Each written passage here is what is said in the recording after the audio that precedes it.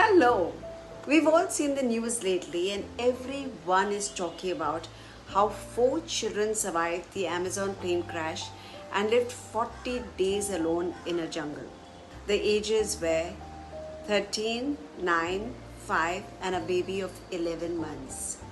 Added to the dangers of the jungle, they also saw their mother take her last breath in front of them. I was trying to understand the skills these children had to be able to survive this ordeal.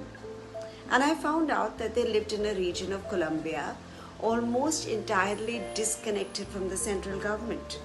No cell service, no electricity, no roads. The only means of travel, walking paths and rivers.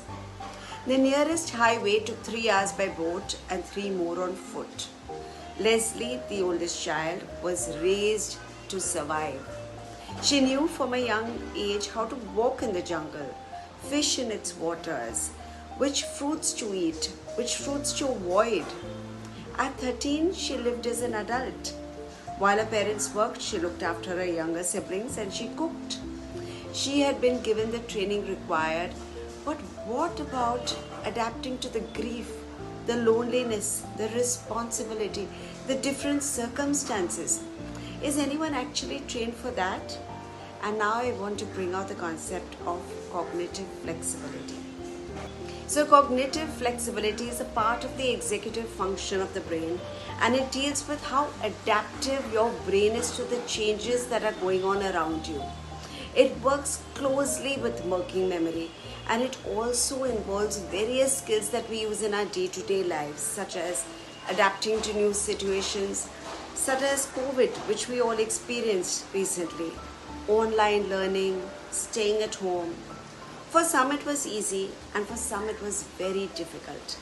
Flexible thinking helps you in developing different strategies to tackle problems and situations. We may not be able to train our children in being able to survive in a jungle, but we can surely train them to adapt to new situations by developing cognitive flexibility or flexible thinking. Some fun things we can do are, change the order of wearing your clothes occasionally. Ask your child to dress himself up in a different order than what he is used to.